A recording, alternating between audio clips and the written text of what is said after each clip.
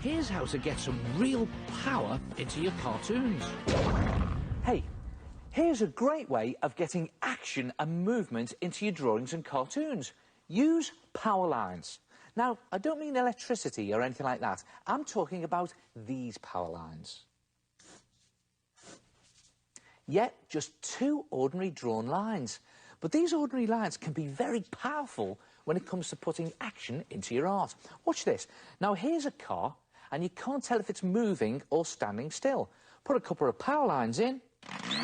Look at that. It really looks like it's speeding along. And what about this skier? Again, draw a couple of power lines.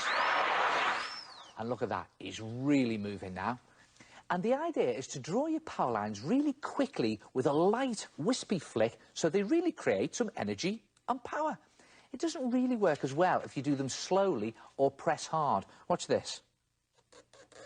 See? That's not very good. Light, wispy flicks. That's a lot better. Really powerful. In fact, power lines can be so powerful. Watch this. Here's the skier. Now, if I put the power lines in the wrong place, they're so powerful, he now looks like he's going backwards. And what about the car? Again, it's going backwards. Of course, power lines don't have to be straight. You can curve them to show the direction they're moving in, and even her arm. And look at this. You can even bounce them. Again, two quick flicks. Try it yourself. Put some action into your art with power lines.